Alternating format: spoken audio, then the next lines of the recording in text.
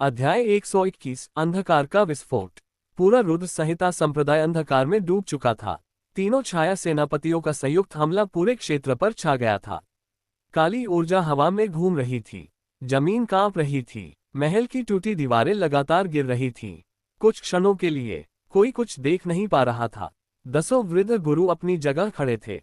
उनकी ऊर्जा लगातार अंधकार को रोक रही थी, लेकिन यह दबाव सामान्य नहीं था।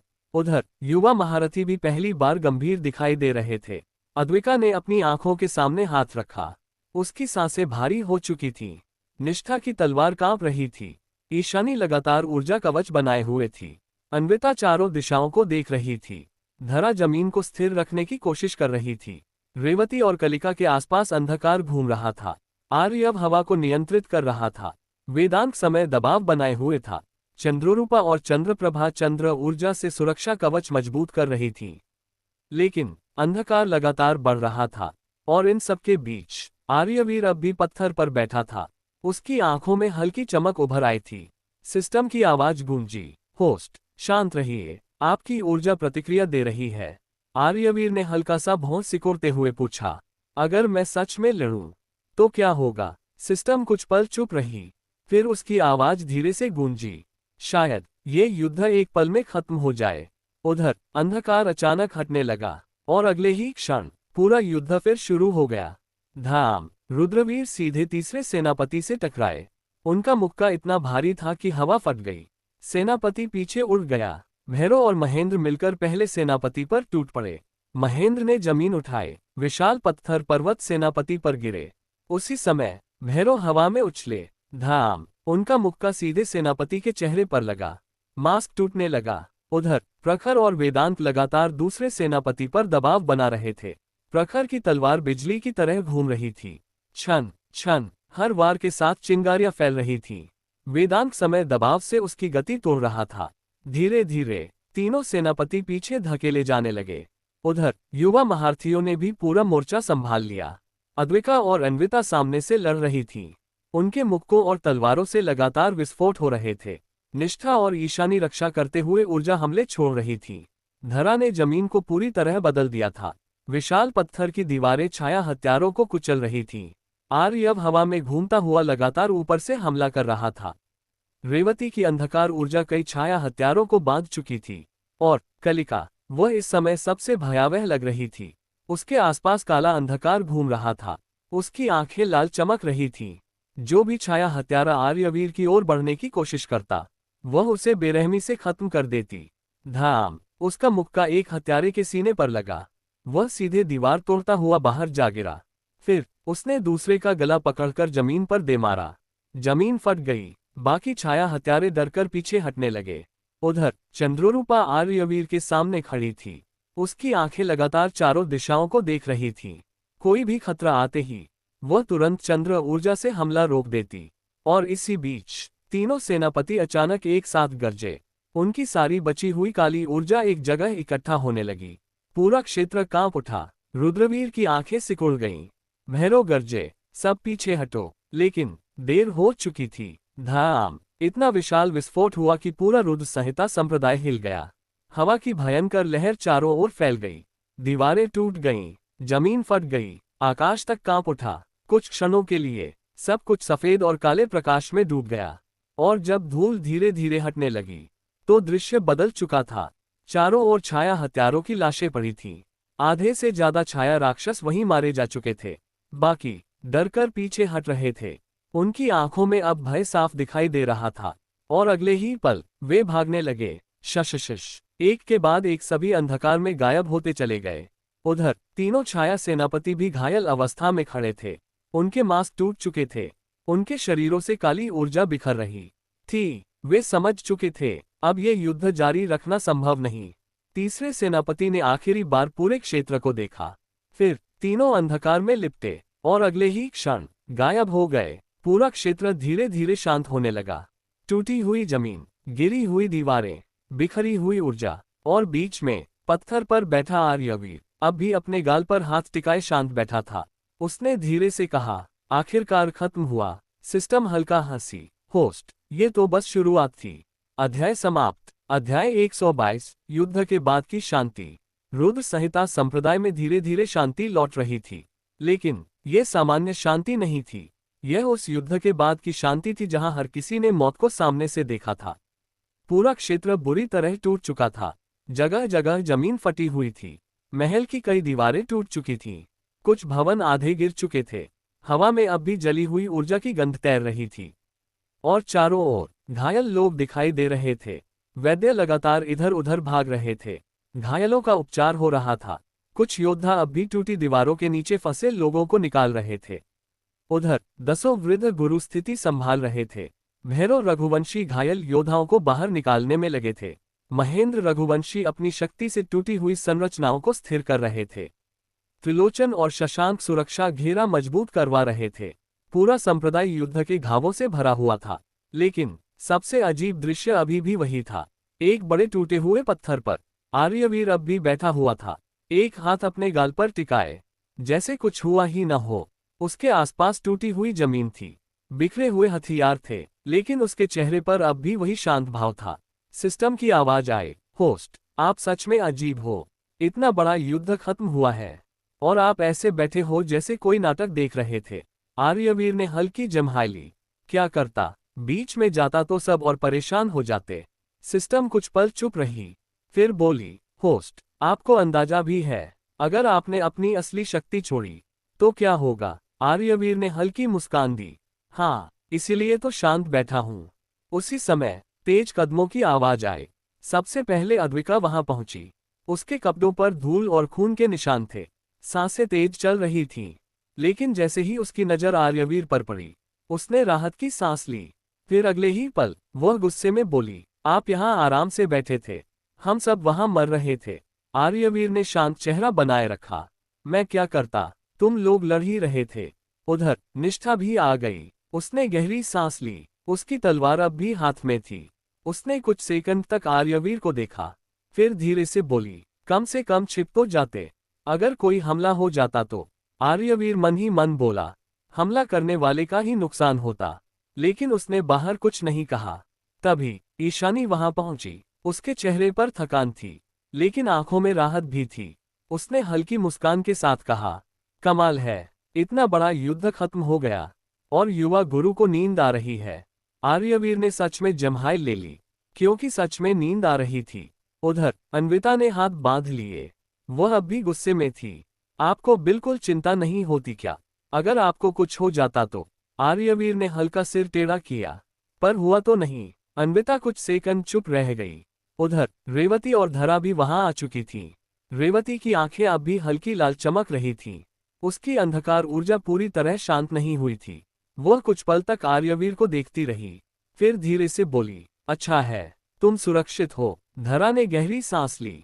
आज पहली बार लगा, युद्ध सच में डरावना होता है। उधर कलिका थोड़ी दूरी पर खड़ी थी। उसके आसपास का अंधकार अब भी पूरी तरह गायब नहीं हुआ था। उसकी नजर लगातार आर्यवीर पर थी, जैसे वह अब भी सुनिश्चित कर रही हो कि वह सच में सुरक्षित है। तभी चंद्ररूपा तेज कदमों से वहां आए। उसने आते ही आर्यवीर के सिर पर हल्का मुक्का मारा।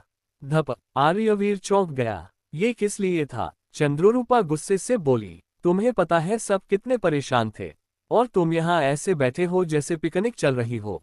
आर्यवीर ने मन ही मन सिस्टम से कहा, देखा, मैंने कहा था ना, युद्ध से ज्यादा खतरनाक ये लोग हैं। सिस्टम जोर से हंस पड़ी। उधर प्रखर थोड़ी दूरी पर खड़ा ये सब देख रहा था। उसके चेहरे पर हल्की थकान थी, लेकिन उसकी आंखें गंभीर थीं। उसने युद्ध के दौरान एक चीज महसूस की थी, अगर लड़ाई थोड़ी और लंबी चलती तो शायद कुछ बहुत खतरनाक हो जाता, बहुत खतरनाक। उधर रुद्रवीर, देवयानी और चंद्रप्रभा एक टूटे हुए प्रांगण के पास खड़े थे। तीनों के चेहरे गंभीर थे। देवयानी धीरे से बोली, वे अब सीधे हमला करने लगे हैं। रुद्रवीर की आंखें ठंडी हो गईं, क्योंकि अब उन्हें डर लगने लगा है। चंद्रप्रभा ने धीरे से कहा, और ये तो सिर्फ शुरुआत थी। कुछ क्षणों तक वहां सन्नाटा रहा। फिर रुद्रवीर ने गंभीर स्वर में कहा, अब उसकी सुरक्षा और बढ़ानी होगी, और उसकी शक्ति, उसे जल्दी नियंत्रित करना सीखना होगा। देवयानी की आंखों में हल्की चिंता उभरी। चंद्रप्रभा चुप रहीं। उधर आर्यवीर अब भी पत्थर पर बैठा था। सिस्टम की आवाज फिर गूंजी, होस्ट, आपकी शक्ति अब धीरे धीरे बाहर लीक होने लगी है। आर्यवीर का चेहरा थोड़ा गंभीर हुआ।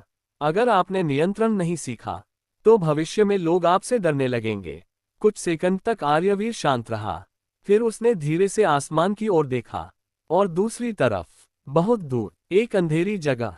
तीनों छाया सेनापति घुटनों पर झुके हुए थे। उनके शरीर घायल थे, मास्क टूट चुके थे। उनके सामने अंधेरे में एक विशाल आकृति बैठी थी। उसका चेहरा दिखाई नहीं दे रहा था। पूरा क्षेत्र उसकी ऊर्जा से कांप रहा था। कुछ क्षणों तक वहां सन्नाटा रहा। फिर उस आकृति की भारी आवाज गूंजी, तो आखिर वह जागने लगा है। तीनों सेनापति और नीचे झुक गए और अंधेरा फिर से पूरे क्षेत्र में फैल गया। अध्याय समाप्त। अध्याय 123 महासम्मेलन की शुरुआत। रुद्र संहिता संप्रदाय अब भी पिछले युद्ध के निशानों से भरा हुआ था। टूटी हुई दीवारें, फटी हुई जमीन, जली हुई ऊर्जा के निशान। हर तरफ वैद्य घायल लोगों का उपचार कर रहे थे। लेकिन इन सब के बावजूद संप्रदाय के भीतर एक चीज साफ दिखाई दे रही थी। कोई भी कमजोरी दिखाना नहीं चाहता था। विशाल सभा कक्ष में इस समय सभी वृद्ध गुरु उपस्थित थे। रुद्रवीर सबसे आगे खड़े थे। उनकी आंखें गंभीर थीं। 10 वृद्ध गुरु शांत बैठे थे और दूसरी ओर 10 युवा महारथी भी मौजूद थे। अद्विका, निष्ठा, ईशानी, अन्विता, प्रखर, रेवती, धरा, आर्यव, वेदांत, कलिका, चंद्रोरूपा भी थोड़ी दूरी पर खड़ी थी और बीच में आर्यवीर, जो इस समय कुर्सी पर बैठा हुआ हल्की ऊब के साथ छत को देख रहा था। सिस्टम की आवाज आए, होस्ट, इतनी बड़ी सभा चल रही है, थोड़ा गंभीर बन जाए। आर्यवीर मन ही मन बोला, गंभीर बनने से क्या होगा, नींद तो फिर भी आ रही है। उधर सभा में तनावपूर्ण सन्नाटा था। तभी एक वृद्ध गुरु बोले, कल रात का हमला सामान्य नहीं था। अगर छाया संगठन दोबारा हमला करता है तो। लेकिन तभी रुद्रवीर ने हाथ उठाया। पूरा कक्ष शांत हो गया। उनकी आवाज भारी थी, तुम सब भूल रहे हो। सभी की नजर उनकी ओर उठ गई। रुद्रवीर धीरे धीरे बोले, इस समय अमलोक के लगभग सभी बड़े संप्रदाय यहाँ मौजूद हैं। अगर यह बात बाहर फैली कि रुद्र संहिता संप्रदाय पर इतना बड़ा हमला हुआ था, तो सबसे पहले हमारी सुरक्षा पर सवाल उठेंगे। उनकी आंखें ठंडी हो गईं और रुद्र संहिता संप्रदाय बदनाम होगा। कुछ क्षणों तक कक्ष में सन्नाटा छाया रहा। फिर रुद्रवीर ने आगे कहा, महासम्मेलन का आधिकारिक युद्ध और प्रतियोगिता कल से आरंभ होने वाली है। इसलिए अब इस विषय पर और कोई चर्चा नहीं होगी। सभा में बैठे सभी लोग चुप हो गए। किसी ने विरोध नहीं किया, क्योंकि सब जानते थे रुद्रवीर सही कह रहे थे। उधर आर्यवीर अब भी शांत बैठा था। सिस्टम धीरे से बोली, होस्ट, लगता है कल से असली मजा शुरू होने वाला है। आर्यवीर के होठों पर हल्की मुस्कान आई। उधर उसी समय संप्रदाय के दूसरे विशाल प्रांगण में कई बड़े संप्रदायों के लोग आपस में बैठे हुए थे। वायु संप्रदाय, जल संप्रदाय, पृथ्वी संप्रदाय, दिव्यांश संप्रदाय, काल संप्रदाय, नागकुल, सूर्यकुल, सभी के प्रतिनिधि और युवा योद्धा वहां मौजूद थे। उनके सामने भोजन और पेय रखे थे, लेकिन उनकी बातचीत का विषय कुछ और ही था। तभी पृथ्वी संप्रदाय का एक वृद्ध व्यक्ति हल्का मुस्कुराया। उसने धीरे से कहा, लगता है कल रात रुद्र संहिता संप्रदाय पर छाया संगठन ने हमला किया था। कुछ लोगों की आंखें चमक उठीं। तभी वायु संप्रदाय का प्रतिनिधि हल्का हंसा, हाँ, मुझे भी यही खबर मिली है। उसकी मुस्कान और गहरी हो गई। अच्छा ही है। उसने अपने पीछे बैठे युवा योद्धाओं की ओर देखा। हमारे युवा प्रतियोगियों के लिए आसान हो जाएगा रुद्र संहिता संप्रदाय को दबाना। उसकी आवाज में साफ अहंकार था, क्योंकि उनका मनोबल अब टूट चुका होगा। पास बैठे कई लोग हल्का मुस्कुराने लगे। कुछ ने सिर हिलाया, लेकिन कोई नहीं जानता था कि जिन लोगों को वे कमजोर समझ रहे हैं, वे अभी तक अपनी असली शक्ति दिखा ही नहीं पाए थे। उधर रात गहरी हो चुकी थी। आर्यवीर अपने कमरे में लेटा हुआ छत को देख रहा था। सिस्टम की आवाज फिर गूंजी, तो होस्ट, कल से आप भी प्रतियोगिता में हिस्सा लेने वाले हो। आर्यवीर हल्का मुस्कुराया, हाँ, और मैं भी अपनी ताकत दिखाऊंगा। कुछ सेकंड चुप रहने के बाद उसने पूछा, क्या हो अगर मैं प्रतियोगिता में किसी की जान ले लूं? सिस्टम हल्का हंसी, आप भूल रहे हो होस्ट, ये कौन सी दुनिया है? उसकी आवाज धीरे धीरे गंभीर हो गई। इस दुनिया में अगर आप ताकतवर हो तो आप किसी की जान क्या, उसके पूरे परिवार को खत्म कर दो, फिर भी आप पर कोई केस नहीं होगा। ये आपकी पुरानी दुनिया नहीं है। कुछ क्षणों तक कमरे में सन्नाटा रहा। फिर आर्यवीर के चेहरे पर हल्की मुस्कान उभरी। उसने धीरे से कहा, चलो, कल बहुत मजा आएगा। उसकी आंखों में हल्की चमक उभरी। अब तक सबने बहुत ताकत दिखाई है, लेकिन असल प्रतियोगिता तो कल से शुरू होगी। वह धीरे से हंसा। कल देखेंगे कौन कितना ताकतवर है। और कमरे के बाहर रात की हवा धीरे धीरे बहती रही। अध्याय समाप्त। अध्याय 124 महासम्मेलन का आरंभ। सुबह की पहली किरणों के साथ पूरा रुद्र संहिता संप्रदाय एक बार फिर जीवित दिखाई देने लगा। कल तक जहां युद्ध के निशान दिखाई दे रहे थे, आज वहां भव्य सजावट की जा चुकी थी। विशाल ध्वज हवा में लहरा रहे थे। हर दिशा में अलग अलग संप्रदायों के प्रतीक लगे हुए थे। ऊंचे स्तंभों पर ऊर्जा दीप जल रहे थे और संप्रदाय के मध्य एक विशाल युद्ध अखाड़ा बनाया गया था। इतना विशाल कि हजारों लोग एक साथ उसे देख सकते थे। चारों ओर दर्शकों के बैठने के लिए ऊंचे मंच बनाए गए थे। ऊपर विशेष स्थानों पर विभिन्न संप्रदायों के गुरु और नेता बैठने वाले थे। पूरा वातावरण ऊर्जा से भरा हुआ था।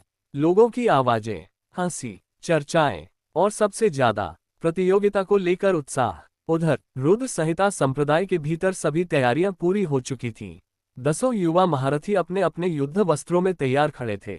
अद्विका की आंखों में आत्मविश्वास था। निष्ठा शांत लेकिन गंभीर थी। ईशानी हल्की मुस्कान के साथ सब देख रही थी। अन्विता के चेहरे पर हमेशा की तरह जोश था। प्रखर चुपचाप खड़ा पूरे वातावरण को देख रहा था। रेवती और कलिका के आसपास हल्की अंधकार ऊर्जा घूम रही थी। धरा स्थिर खड़ी थी। आर्यव हवा को महसूस कर रहा था। वेदांत की आंखें हमेशा की तरह गहरी और शांत थीं। उधर आर्यवीर अभी भी पूरी तरह आराम के मूड में था। वह धीरे धीरे चलते हुए बाहर आया। उसने विशाल अखाड़े को देखा, फिर भीड़ को देखा, फिर धीरे से सिस्टम से पूछा, इतने सारे लोग लड़ाई देखने आए हैं? सिस्टम तुरंत हंसी। होस्ट, आपकी पुरानी दुनिया में लोग क्रिकेट देखते थे, यहाँ लोग एक दूसरे को टूटते हुए देखते हैं। आर्यवीर ने हल्का अजीब चेहरा बनाया। अजीब दुनिया है। उधर महासम्मेलन का आधिकारिक आरंभ होने वाला था। सबसे पहले वायु संप्रदाय का प्रवेश हुआ। तेज हवा पूरे क्षेत्र में फैल गई। उनके योद्धाओं के कपड़े हवा में लहरा रहे थे। उनके चेहरों पर साफ अहंकार था, जैसे उन्हें पहले से यकीन हो कि जीत उन्हीं की होगी। उनके पीछे जल संप्रदाय आया। उनके कदम शांत थे, लेकिन उनकी ऊर्जा बेहद गहरी थी। ऐसा लग रहा था जैसे समुद्र की लहरें धीरे धीरे आगे बढ़ रही हों। फिर पृथ्वी संप्रदाय का प्रवेश हुआ। जमीन हल्की कांपने लगी। उनके योद्धाओं का शरीर विशाल और भारी था। उनके कदमों से दबाव महसूस हो रहा था। इसके बाद दिव्यांश संप्रदाय आया। पूरा वातावरण रहस्यमयी हो गया। उनके चेहरे शांत थे, लेकिन उनकी आंखें बहुत कुछ छिपाए हुए थीं। फिर काल संप्रदाय का प्रवेश हुआ, और उनके आते ही पूरा वातावरण भारी हो गया। कई सामान्य लोग डर से चुप हो गए। उनके योद्धाओं के आसपास अजीब सी ऊर्जा घूम रही थी। इसके बाद नागकुल आया। उनकी आंखें सांपों जैसी ठंडी थीं। उनके चेहरे पर खतरनाक शांति थी। फिर सूर्यकुल का प्रवेश हुआ। सुनहरी ऊर्जा पूरे क्षेत्र में फैल गई। गर्मी बढ़ने लगी। उनके योद्धा गर्व से आगे बढ़ रहे थे। और फिर पूरा वातावरण अचानक बदल गया। हल्की चांदनी जैसी ऊर्जा हवा में फैल गई। चंद्रकुल आ चुका था। सबकी नजरें उनकी ओर मुड़ गईं। सबसे आगे चंद्रप्रभा चल रही थी। उनकी उपस्थिति शांत लेकिन दबावपूर्ण थी। उनके पीछे चंद्रोरूपा थी। उसकी आंखें हमेशा की तरह शरारती लेकिन सतर्क थीं। पूरा क्षेत्र कुछ क्षणों के लिए शांत हो गया, और अंत में रुद्र संहिता संप्रदाय का प्रवेश हुआ। जैसे ही वे अखाड़े में पहुंचे, कई लोगों की नजरें सीधे एक ही व्यक्ति पर टिक गईं, आर्यवीर। कुछ लोग उसे देखकर हैरान थे, कुछ के चेहरे पर उपहास था, कुछ उसे सामान्य बच्चा समझ रहे थे, और कुछ उसे देखकर असहज महसूस कर रहे थे। उधर आर्यवीर आराम से चलते हुए चारों ओर देख रहा था, जैसे उसे किसी चीज से फर्क ही नहीं पड़ रहा। तभी विशाल मंच पर एक वृद्ध गुरु आगे आए। उनकी आवाज पूरे अखाड़े में गूंज उठी। आज से महासम्मेलन की आधिकारिक प्रतियोगिताएं आरंभ होती हैं। पूरा क्षेत्र तालियों और गर्जना से गूंज उठा। उन्होंने आगे कहा, ये केवल युद्ध नहीं, ये संप्रदायों की प्रतिष्ठा का प्रश्न है। यहाँ हारने का अर्थ केवल हार नहीं, अपने संप्रदाय का अपमान है। सभी योद्धाओं की आंखें गंभीर हो गईं। उधर सिस्टम धीरे से बोली, होस्ट, अब असली मजा शुरू होगा। फिर पहली प्रतियोगिता की घोषणा का समय आया। कुछ क्षणों तक पूरा अखाड़ा शांत रहा, और अगले ही पल वृद्ध गुरु की भारी आवाज गूंजी। पहला मुकाबला रुद्र संहिता संप्रदाय बनाम वायु संप्रदाय। पूरा अखाड़ा शोर से गूंज उठा। उधर वायु संप्रदाय का एक युवा योद्धा हल्की मुस्कान के साथ आगे बढ़ा। उसकी नजर सीधे आर्यवीर पर टिक गई। उसके चेहरे पर साफ चुनौती थी, और दूसरी ओर आर्यवीर ने बस हल्की जम्हाई ली। अध्याय समाप्त। अध्याय 125 महासम्मेलन के नियम। विशाल अखाड़ा हजारों लोगों की आवाजों से गूंज रहा था। चारों ओर अलग अलग संप्रदायों के ध्वज हवा में लहरा रहे थे। ऊपर बने विशाल मंचों पर विभिन्न संप्रदायों के प्रमुख बैठे हुए थे। नीचे 20-20 योद्धाओं की टीमें अपने अपने स्थान पर खड़ी थीं। पूरा वातावरण ऊर्जा और तनाव से भरा हुआ था। तभी अचानक अखाड़े के बीचों बीच एक प्रकाश स्तंभ उठा और उसके भीतर से एक वृद्ध व्यक्ति धीरे धीरे बाहर आया। उसके हाथ में एक चमकता हुआ नीला पत्थर था। वह साधारण पत्थर नहीं था। उसके भीतर हल्की ध्वनि तरंगे घूम रही थीं। जैसे ही उसने उसमें बोलना शुरू किया, उसकी आवाज पूरे अखाड़े में गूंज उठी। सभी लोग शांत हो गए। वृद्ध उद्घोषक ने गंभीर स्वर में कहा, महासम्मेलन में उपस्थित सभी संप्रदायों का स्वागत है। आज से अमरलोक की सबसे बड़ी प्रतियोगिता आरंभ होती है। उसकी आवाज हर दिशा में साफ सुनाई दे रही थी। आर्यवीर ने आश्चर्य से उस पत्थर को देखा, फिर धीरे से सिस्टम से पूछा, ये क्या है? सिस्टम तुरंत बोली, आध्यात्मिक ध्वनि पत्थर, आपकी पुरानी दुनिया के माइक जैसा समझ लीजिए। आर्यवीर ने हल्का सिर हिलाया, अजीब दुनिया है। उधर उद्घोषक ने हाथ उठाया, सबसे पहले प्रतियोगिता के नियम सुन लो। पूरा अखाड़ा शांत हो गया। हर संप्रदाय के योद्धा ध्यान से सुनने लगे। पहला नियम, हर संप्रदाय से कुल 20 योद्धा युद्ध करेंगे। एक बार जो योद्धा हार जाएगा, उसे प्रतियोगिता से बाहर माना जाएगा। दूसरा नियम, यदि युद्ध के दौरान किसी योद्धा की मृत्यु हो जाती है, तो उसका जिम्मेदार वह स्वयं होगा। दूसरे संप्रदाय को उसकी मृत्यु का दोषी नहीं माना जाएगा। ये सुनते ही कई सामान्य दर्शकों के चेहरे बदल गए, लेकिन योद्धाओं के चेहरों पर कोई फर्क नहीं पड़ा, क्योंकि उनके लिए ये सामान्य बात थी। उद्घोषक ने आगे कहा, तीसरा नियम, कोई भी योद्धा जानबूझकर किसी की हत्या करने का प्रयास नहीं करेगा। यदि ऐसा पाया गया, तो उसे तुरंत प्रतियोगिता से बाहर कर दिया जाएगा। चौथा नियम, एक संप्रदाय का योद्धा अपने ही संप्रदाय के योद्धा से युद्ध नहीं करेगा। सभी युद्ध अलग अलग संप्रदायों के बीच होंगे, और अंत में जिस संप्रदाय के सबसे अधिक योद्धा अंत तक टिकेंगे, उसे इस महासम्मेलन का विजेता माना जाएगा। पूरा अखाड़ा तालियों और गर्जना से गूंज उठा। उधर ऊपर बने विशेष मंचों पर संप्रदाय प्रमुख बैठे हुए थे। सबसे बीच में रुद्रवीर बैठे थे। उनकी उपस्थिति ही दबाव पैदा कर रही थी। उनके दाईं ओर चंद्रप्रभा बैठी थी। उनके आसपास हल्की चांदनी ऊर्जा घूम रही थी। थोड़ी दूरी पर सूर्यकुल के प्रमुख सूर्यदेव बैठे थे। उनके शरीर से गर्म सुनहरी ऊर्जा निकल रही थी। नागकुल के प्रमुख नागेश्वर की आंखें सांपों जैसी ठंडी थीं। वायु संप्रदाय के प्रमुख वायुराज मुस्कुरा रहे थे। जल संप्रदाय के प्रमुख वरुणेश पूरी शांति से बैठे थे। पृथ्वी संप्रदाय के प्रमुख भूधर भारी शरीर के साथ स्थिर बैठे थे। दिव्यांश संप्रदाय के प्रमुख दिव्यऋषि रहस्यमय मुस्कान लिए सब देख रहे थे। काल संप्रदाय के प्रमुख कालेश्वर के आसपास का वातावरण सबसे भारी था। उधर नीचे सभी संप्रदायों की टीमें खड़ी थीं। सबसे पहले वायु संप्रदाय, उनके युवा गुरु और टीम लीडर आरव वायुपुत्र, उसके पीछे उसके योद्धा खड़े थे। विहान, समर्थ, नीरव, विक्रम, अक्षित, शौर्य, हर्ष, प्रणव, अग्निव, रोहित, वेद, लक्षित, यश, अनिरुद्ध, विराज, कियान, दक्ष, तुषार, आरुष। उनके आसपास लगातार हवा घूम रही थी। उधर जल संप्रदाय का नेतृत्व कर रहा था नीरव जलकेतु। उसके पीछे जल योद्धा खड़े थे। उनके शरीरों के आसपास जल ऊर्जा बह रही थी। पृथ्वी संप्रदाय के युवा गुरु ध्रुव भूसेन, उसके योद्धा विशाल शरीर और भारी ऊर्जा वाले थे। दिव्यांश संप्रदाय का नेतृत्व तेजस दिव्यांश कर रहा था। उसकी आंखों में रहस्यमय चमक थी। काल संप्रदाय का युवा गुरु कालवत, उसे देखते ही कई लोगों को अजीब बेचैनी महसूस हुई। नागकुल का नेतृत्व वासुकी नागेश कर रहा था। उसके पीछे खड़े योद्धाओं की आंखें सांपों जैसी दिखाई दे रही थीं। सूर्यकुल का युवा गुरु सूर्यकेतु, उसके आसपास गर्म ऊर्जा लहरों की तरह घूम रही थी। और फिर चंद्रकुल, सबसे आगे चंद्ररूपा खड़ी थी। उसके पीछे चंद्रकुल के योद्धा शांत लेकिन आत्मविश्वास से भरे थे।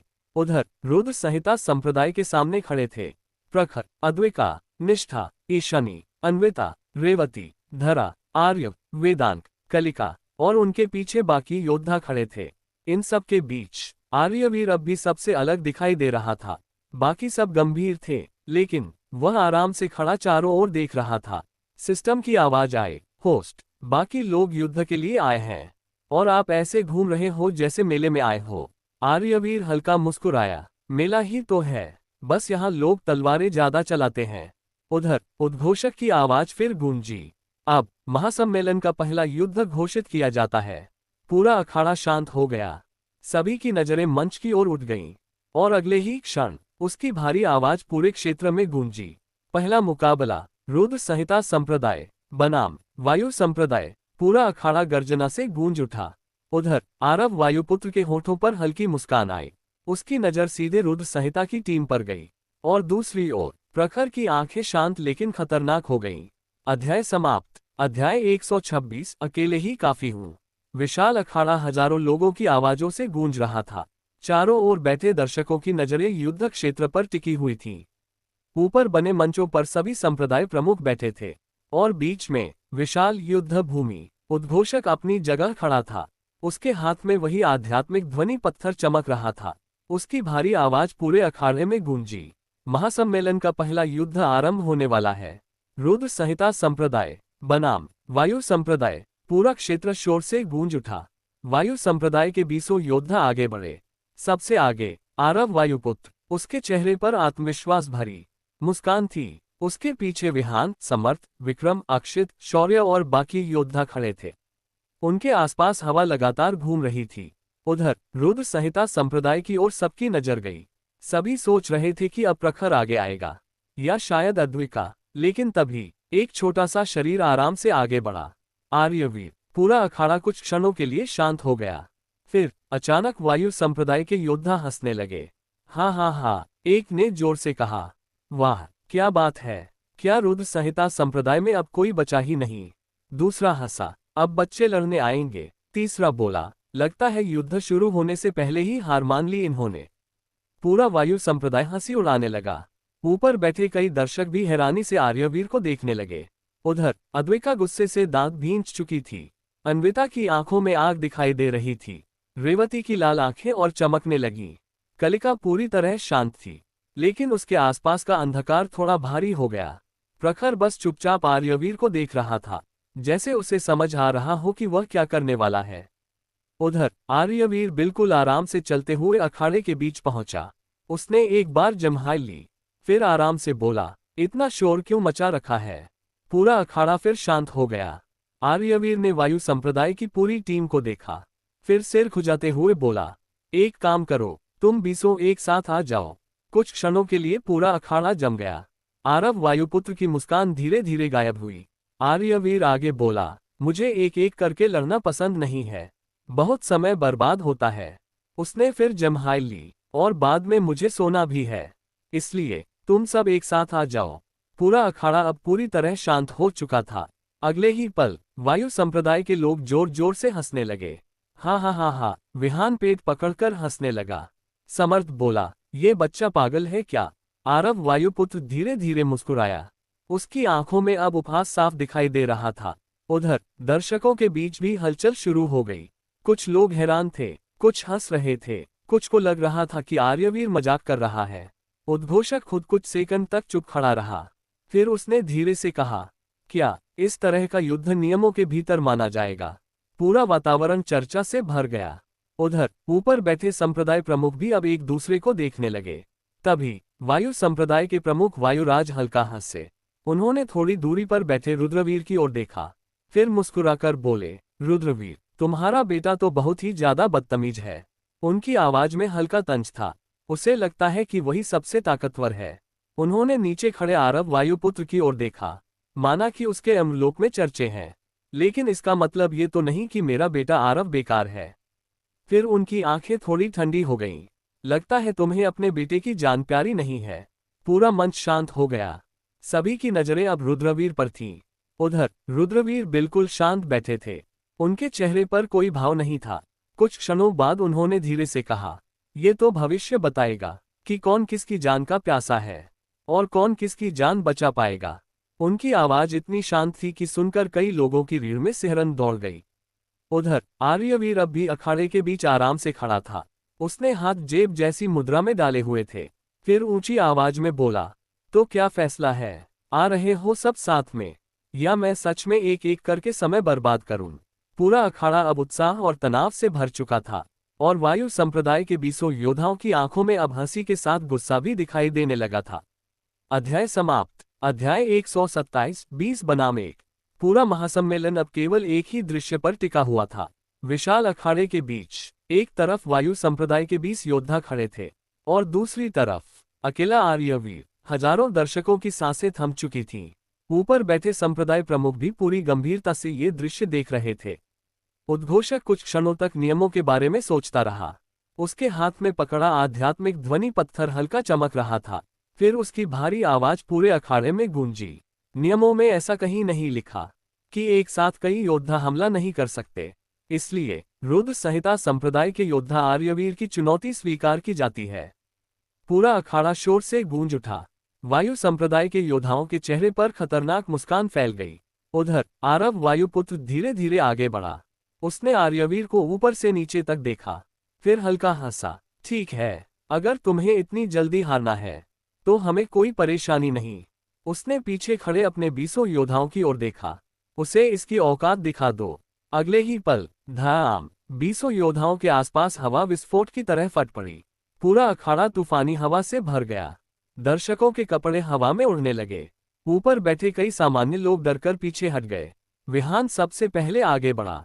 उसकी गति इतनी तेज थी कि सामान्य आंखें उसे देख भी नहीं पा रही थीं। उसके पीछे समर्थ, विक्रम, शौर्य और बाकी योद्धा भी बिजली की तरह टूट पड़े। पूरा अखाड़ा हवा के भयंकर दबाव से कांपने लगा। लेकिन इन सब के बीच आर्यवीर अब भी आराम से खड़ा था। सिस्टम की आवाज आए, होस्ट, अगर गलती से आपने थोड़ा ज्यादा बल लगा दिया तो। आर्यवीर हल्का हंसा, तो शायद इनका इलाज कई महीनों तक चले। अगले ही पल विहान का मुक्का सीधे आर्यवीर के चेहरे की ओर आया। धाम। लेकिन पूरा अखाड़ा जम गया, क्योंकि आर्यवीर ने वह मुक्का सिर्फ एक उंगली से रोक लिया था। विहान की आंखें फैल गईं। क्या? आर्यवीर ने उबासी लेते हुए कहा। बहुत धीरे हो। फिर उसने हल्का सा धक्का दिया। धमम। विहान हवा में घूमता हुआ सीधे अखाड़े की दीवार से जा टकराया। पूरा अखाड़ा कांप उठा। दर्शकों की आंखें फैल गईं। उधर बाकी वायु योद्धा एक साथ टूट पड़े। हवा की दर्जनों धाराएं आर्यवीर की ओर बढ़ीं। लेकिन आर्यवीर अपनी जगह से हिला तक नहीं। उसने बस अपना हाथ उठाया और अगले ही पल पूरा तूफान उसके हाथ के सामने रुक गया, जैसे किसी ने हवा को पकड़ लिया हो। पूरा अखाड़ा स्तब्ध रह गया। आर्यवीर ने हाथ घुमाया। धड़ाम। हवा की वही शक्ति पलटकर 5 योद्धाओं से जा टकराए। वे सीधे जमीन पर गिर पड़े। समर्थ गुस्से से चिल्लाया, एक साथ हमला करो। अगले ही पल 10 योद्धा अलग अलग दिशाओं से टूट पड़े। किसी के हाथ में वायु तलवार थी, कोई हवा की धाराओं पर दौड़ रहा था, कोई ऊपर से हमला कर रहा था। लेकिन आर्यवीर अब भी वैसा ही शांत था। वह धीरे धीरे चलता रहा। किसी का मुक्का झुककर बचा लिया, किसी की तलवार 2 उंगलियों से रोक ली, किसी को हल्का सा थप्पड़ मारकर घुमा दिया। धड़ाम। अक्षत अखाड़े से बाहर जा गिरा। धम्म। शौर्य जमीन में धंस गया। रोहित हवा में घूमता हुआ दर्शक दीर्घा तक जा पहुंचा। पूरा अखाड़ा अब स्तब्ध था, क्योंकि आर्यवीर लड़ नहीं रहा था, वह खेल रहा था। उधर अद्विका की आंखों में चमक आ गई। अन्विता उत्साह से चिल्ला उठी। ईशानी हल्की मुस्कान के साथ सब देख रही थी। कलिका पूरी तरह शांत थी, लेकिन उसकी आंखों में हल्की संतुष्टि दिखाई दे रही थी। उधर ऊपर बैठे संप्रदाय प्रमुखों के चेहरे बदलने लगे। वायुराज की मुस्कान धीरे धीरे गायब हो रही थी। नागेश्वर की आंखें सिकुड़ गईं। सूर्यदेव अब पूरी गंभीरता से आर्यवीर को देख रहे थे। चंद्रप्रभा के होठों पर हल्की मुस्कान थी। रुद्रवीर शांत बैठे थे, जैसे उन्हें पहले से सब पता हो। उधर आर्यवीर ने एक और योद्धा को पकड़कर आराम से बाहर फेंका, फिर जम्हाए लेते हुए बोला, बस इतना ही। वायु संप्रदाय के योद्धाओं के चेहरे गुस्से से लाल हो चुके थे। और तभी आरव वायुपुत्र धीरे धीरे आगे बढ़ा। उसके आसपास हवा भयंकर गति से घूमने लगी। इस बार उसकी आंखों में हंसी नहीं थी, सिर्फ गंभीरता थी। उसने धीमे स्वर में कहा, लगता है अब मुझे खुद उतरना पड़ेगा। और उसी क्षण पूरा अखाड़ा फिर से भारी दबाव से कांप उठा। अध्याय समाप्त। अध्याय 128 तूफान बनाम आलस। पूरा अखाड़ा भारी दबाव से कांप रहा था। आरव वायुपुत्र धीरे धीरे युद्ध क्षेत्र के बीच पहुंच चुका था। उसके आसपास हवा तूफान की तरह घूम रही थी। धूल हवा में उड़ रही थी। ऊपर आकाश तक काला पड़ने लगा था। वायु संप्रदाय के बाकी योद्धा पीछे हट चुके थे। अब पूरा अखाड़ा खाली था। एक तरफ आरव वायुपुत्र और दूसरी तरफ आर्यवीर, जो इस समय भी आराम से खड़ा जम्हाई ले रहा था। सिस्टम की आवाज आए, होस्ट, सामने वाला अब सच में गुस्से में है। आर्यवीर ने आंखें आधी बंद रखते हुए जवाब दिया, तो मैं क्या करूं, उसे लोरी सुनाऊं? सिस्टम हंस पड़ी। उधर आरव की आंखों में अब पूरा गुस्सा था। उसने भारी आवाज में कहा, तुम बहुत घमंडी हो। आर्यवीर ने सिर खुजाया, नहीं, बस नींद आ रही है। पूरा अखाड़ा कुछ सेकंड के लिए शांत हो गया। फिर धाम, आरव ने जमीन पर पैर मारा। पूरा युद्ध क्षेत्र कांप उठा। अगले ही पल वह हवा में गायब हो गया। इतनी तेज गति कि सामान्य लोग उसे देख भी नहीं पाए। सिर्फ हवा फटने की आवाज आई। धमम, उसका मुक्का सीधे आर्यवीर के चेहरे की ओर आया। लेकिन आर्यवीर ने बस हल्का सा सिर घुमा दिया। मुक्का उसके गाल के पास से निकल गया और पीछे की दीवार, धाम, पूरा पत्थर का स्तंभ टूट गया। दर्शकों की आंखें फैल गईं। आरव हवा में घूमकर फिर हमला करने आया। इस बार उसके चारों ओर दर्जनों वायु भाले बन गए। जामर, शश, सैकड़ों हवा के भाले एक साथ आर्यवीर की ओर टूट पड़े। लेकिन आर्यवीर ने बस एक कदम बगल में रख दिया, फिर दूसरा, फिर तीसरा, जैसे वह युद्ध नहीं, आराम से टहल रहा हो। सारे भाले उसके पास से निकलते गए। पीछे की जमीन फटती चली गई। धड़ाम, धम्म, विशाल पत्थर टूटते गए। पूरा अखाड़ा बर्बाद होता जा रहा था। और इन सबके बीच आर्यवीर अब भी शांत था। उसने उबासी लेते हुए कहा, तुम लोग हर बात में इतना शोर क्यों करते हो? आरव की नसें उभर गईं। वह फिर बिजली की गति से आगे बढ़ा। इस बार उसके मुंह के हवा में दर्जनों परछाइयां छोड़ रहे थे। धड़ धड़ धड़ धड़, हर वार से हवा फट रही थी। लेकिन आर्यवीर बस अपनी उंगली घुमाकर सारे मुंह के रोकता जा रहा था। टप टप टप, ऐसा लग रहा था जैसे कोई बच्चा खेल रहा हो। उधर पूरा अखाड़ा स्तब्ध था। वायु संप्रदाय के योद्धाओं के चेहरे उतर चुके थे। नागेश्वर की आंखें सिकुड़ गईं। सूर्यदेव पूरी गंभीरता से देख रहे थे। तेजस दिव्यांश हल्का मुस्कुराया। दिलचस्प। उधर आरव पूरी ताकत से घूमकर हवा में उछला। उसके पीछे विशाल तूफान बन गया। पूरा आकाश हवा से कांपने लगा। वायु विनाश चक्र, उसने दोनों हाथ आगे बढ़ाए और अगले ही पल विशाल घूमता हुआ वायु चक्र आर्यवीर की ओर बढ़ा। उसके रास्ते में आने वाली जमीन तक कटने लगी। पत्थर हवा में उड़ने लगे। दर्शक डरकर पीछे हट गए। लेकिन आर्यवीर ने बस हल्का सा हाथ उठाया। फिर टक, उसने उंगली से उस विशाल वायु चक्र को छू दिया। पूरा अखाड़ा शांत हो गया और अगले ही पल धाम, पूरा वायु चक्र उल्टा घूम गया। आरव की आंखें फैल गईं। क्या? वह तुरंत पीछे कूदा, लेकिन विस्फोट फिर भी हुआ। पूरा अखाड़ा कांप उठा। विशाल हवा का दबाव चारों ओर फैल गया। धूल का बादल उठ गया। कुछ सेकंड तक कुछ दिखाई नहीं दिया। उधर सिस्टम की आवाज आई, होस्ट, आप इसे बहुत ज्यादा परेशान कर रहे हो। आर्यवीर हल्का हंसा, मैं तो आराम से खेल रहा हूं। तभी धूल के भीतर से आरव फिर निकला। इस बार उसके चेहरे पर गुस्सा साफ दिखाई दे रहा था। उसके आसपास हवा पागलों की तरह घूम रही थी। उसने गर्जना की, मैं तुम्हें अभी खत्म कर दूंगा। पूरा आकाश कांप उठा। लेकिन आर्यवीर ने बस लंबी जम्हाई ली। फिर आराम से बोला, इतना गुस्सा सेहत के लिए अच्छा नहीं होता। और पूरा अखाड़ा फिर एक बार स्तब्ध रह गया। अध्याय समाप्त। अध्याय 129। अब मेरी बारी। पूरा महासम्मेलन अब युद्ध में डूब चुका था। विशाल अखाड़ा टूट चुका था। जगह जगह दरारें फैल गई थीं। पत्थर हवा में बिखरे पड़े थे। और इन सबके बीच आरव वायुपुत्र पूरी तरह गुस्से में खड़ा था। उसके आसपास घूमती हवा अब तूफान बन चुकी थी। उसकी आंखों में साफ अपमान दिखाई दे रहा था, क्योंकि अब तक वह अपनी पूरी ताकत लगा चुका था। लेकिन सामने खड़ा लड़का अब भी जम्हाई ले रहा था।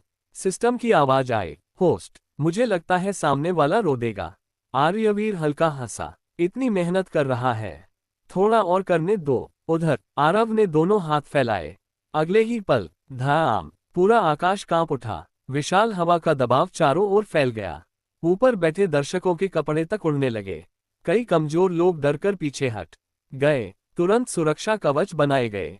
वायु संप्रदाय के योद्धा उत्साह से चिल्ला उठे, युवा गुरु, खत्म कर दीजिए उसे। आरव की आवाज गूंजी, अब खेल खत्म। अगले ही पल वह गायब हो गया। धम्म, धड़ाम, पूरे अखाड़े में लगातार विस्फोट होने लगे। किसी को कुछ दिखाई नहीं दे रहा था, सिर्फ हवा फटने की आवाजें। आरव इतनी गति से हमला कर रहा था कि उसकी दर्जनों परछाइयां दिखाई दे रही थीं। मुके, लातें, वायु धाराएं, तूफानी चक्र, पूरा अखाड़ा बर्बाद होता जा रहा था। लेकिन कुछ सेकंड बाद लोगों की आंखें फैल गईं, क्योंकि इतने सारे हमलों के बीच भी आर्यवीर अपनी जगह पर आराम से खड़ा था। उसके कपड़ों पर धूल तक नहीं थी। वह आराम से एक वार से बचा, फिर दूसरा, फिर तीसरा, जैसे कोई सुबह की सैर कर रहा हो। धम्म, आरव का मुक्का जमीन पर लगा। पूरा अखाड़ा फट गया, लेकिन आर्यवीर बगल में खड़ा उबासी ले रहा था। तुम लोग लड़ाई में इतना चिल्लाते क्यों हो? आरव की आंखें खून जैसी लाल हो गईं। चुप रहो। वह फिर बिजली की तरह आगे बढ़ा, लेकिन इस बार आर्यवीर ने भी हल्का हाथ उठाया, बस हल्का सा धक्का। धाम, पूरा हवा का दबाव उल्टा घूम गया। आरव कई कदम पीछे फिसल गया। पूरा अखाड़ा कांप उठा। ऊपर बैठे कई संप्रदाय प्रमुखों के चेहरे बदल गए। वायुराज की मुस्कान गायब हो चुकी थी। कालेश्वर की आंखें सिकुड़ गईं। नागेश्वर अब पूरी गंभीरता से देख रहे थे। तेजस दिव्यांश हल्का मुस्कुराया। तो ये बात है। उधर आरव ने दांत भींच लिए। वह समझ चुका था, सामने वाला उससे खेल रहा था। उसने गर्जना की, आह! पूरा तूफान और भयानक हो गया। आकाश तक काला पड़ने लगा। हवा चिल्लाने लगी। विशाल वायु धाराएं पूरे अखाड़े में घूमने लगी। कई दर्शक डरकर खड़े हो गए। वायु संप्रदाय के लोग गर्व से मुस्कुरा उठे। यही है हमारे युवा गुरु की असली शक्ति। उधर आर्यवीर ने सिस्टम से पूछा, ये खत्म कब करेगा? सिस्टम हंसते हंसते बोली, होस्ट, आप सामने वाले का आत्मविश्वास तोड़ रहे हो। आर्यवीर ने कंधे उचका दिए, मैं तो बस खड़ा हूं। तभी आरव दोनों हाथ ऊपर उठाकर चिल्लाया, महातूफान विनाश। अगले ही पल पूरा अखाड़ा अंधेरे तूफान में डूब गया। विशाल काला बवंडर युद्ध क्षेत्र के बीच उठ खड़ा हुआ। पत्थर हवा में उड़ने लगे। जमीन कटने लगी। दर्शकों की आंखों में डर दिखाई देने लगा। यह अब साधारण युद्ध नहीं रहा था। पूरा क्षेत्र कांप रहा था। और उस काले तूफान के बीच आर्यवीर अब भी आराम से खड़ा था। उसके बाल तक मुश्किल से हिल रहे थे। उसने धीरे से सिर उठाया, फिर हल्की मुस्कान के साथ बोला, अच्छा, अब मेरी बारी। और उसी क्षण पूरा अखाड़ा एक अजीब सी शांति में डूब गया। अध्याय समाप्त। अध्याय 130। एक हल्का सा धक्का। पूरा अखाड़ा काले तूफान में डूब चुका था। विशाल बवंडर आकाश तक उठ रहा था। हवा इतनी तेज थी कि कई दर्शकों को अपनी जगह पकड़नी पड़ रही थी। पत्थर हवा में उड़ रहे थे। जमीन लगातार कट रही थी। और उस विनाशकारी तूफान के बीच आर्यवीर आराम से खड़ा था, जैसे उसके आसपास कुछ हो ही नहीं रहा हो। उसने हल्की उबासी ली, फिर सिस्टम से बोला, बहुत शोर करता है ये। सिस्टम हंस पड़ी, होस्ट, सामने वाला अपनी सबसे बड़ी तकनीक इस्तेमाल कर रहा है। थोड़ा सम्मान दे दीजिए। आर्यवीर ने कंधे उचकाए। अच्छा। फिर उसने धीरे से अपना हाथ उठाया। पूरा अखाड़ा उसकी ओर देखने लगा। सबको लगा, अब शायद वह कोई भयानक शक्ति छोड़ेगा। लेकिन आर्यवीर ने बस हल्का सा हाथ आगे धक्का दिया। बस इतना ही। अगले ही पल, धाम, पूरा तूफान भीतर से फट गया, जैसे किसी ने आकाश को चीर दिया हो। विशाल बवंडर टूटकर चारों ओर बिखर गया। हवा उल्टी दिशा में घूमने लगी। ऊपर के बादल तक हट गए। और आरव वायुपुत्र सीधे हवा में उछल गया। उसकी आंखें फैल गईं। क्या? धमम, वह कई मीटर दूर जाकर जमीन पर घिसटता चला गया। पूरा अखाड़ा स्तब्ध रह गया। सिर्फ एक धक्का और पूरी विनाशकारी तकनीक खत्म। उधर आर्यवीर अब भी आराम से खड़ा था। उसने हाथ नीचे किया, फिर बोला, अब थोड़ी शांति हुई। ऊपर बैठे संप्रदाय प्रमुखों के चेहरे बदल चुके थे। वायुराज अब बिल्कुल शांत थे। उनकी आंखों में पहली बार चिंता दिखाई दी। कालेश्वर धीमे स्वर में बोला, ये बच्चा सामान्य नहीं है। नागेश्वर की आंखें सिकुड़ गईं। मुझे इसके आसपास दो अलग ऊर्जाएं महसूस हो रही हैं। तेजस दिव्यांश हल्का मुस्कुराया, और वह दोनों को छिपा भी रहा है। उधर आरव धीरे धीरे उठा। उसके चेहरे पर अब गुस्सा नहीं था, सिर्फ अविश्वास था। उसने दांत भींचे, फिर बिजली की गति से आगे बढ़ा। धाम, उसका मुक्का सीधे आर्यवीर की ओर गया। लेकिन आर्यवीर ने बिना उसकी ओर देखे अपना हाथ उठाया। टक, मुक्का रुक गया। पूरा अखाड़ा कांप उठा। आरव की आंखें फैल गईं, क्योंकि आर्यवीर इस समय दूसरी ओर देखकर जम्हाई ले रहा था। तुम लोग लड़ाई में इतना तनाव क्यों लेते हो? उसने आराम से कहा। आरव चिल्लाया, चुप रहो। उसने लगातार दर्जनों मुक्के चलाए। धड़ धड़ धड़ धड़, हवा फटने लगी। जमीन टूटने लगी। लेकिन आर्यवीर हर बार ऐसे रोक रहा था जैसे मक्खियां हटा रहा हो। कभी एक उंगली से, कभी कंधे से, कभी सिर्फ गर्दन झुकाकर। पूरा अखाड़ा अब समझ चुका था, ये लड़ाई बराबरी की नहीं है। उधर अद्विका की आंखों में चमक थी। अन्विता उत्साह से लगभग खड़ी हो चुकी थी। ईशानी हल्का मुस्कुरा रही थी। कलिका अब भी शांत थी, लेकिन उसकी आंखों में गर्व साफ दिखाई दे रहा था। उधर आरव पूरी ताकत से फिर आगे बढ़ा। उसके आसपास हवा पागलों की तरह घूम रही थी। उसने गर्जना की, मैं हार नहीं मानूंगा। अगले ही पल वह पूरी शक्ति से हमला करने दौड़ा, लेकिन इस बार आर्यवीर ने भी हल्का कदम आगे बढ़ाया। पूरा अखाड़ा शांत हो गया। उसने आराम से अपना मुक्का पीछे लिया। सिस्टम की आवाज आए, होस्ट थोड़ा धीरे। आर्यवीर हल्का हंसा, मैंने कब तेज किया। फिर उसने हवा में हल्का सा मुक्का मारा। धम्म। मुक्का सीधे आरव को लगा तक नहीं, लेकिन उस मुक्के से बना दबाव पूरे अखाड़े में फैल गया। जमीन फट गई। हवा विस्फोट की तरह गूंज उठी। विशाल दरारें पूरे युद्ध क्षेत्र में फैल गईं, और आरव सीधे हवा में उछल गया। उसकी आंखें फैल गईं। फिर पुफ, उसके मुंह से खून निकल गया। धड़ाम, वह जमीन पर आकर गिरा।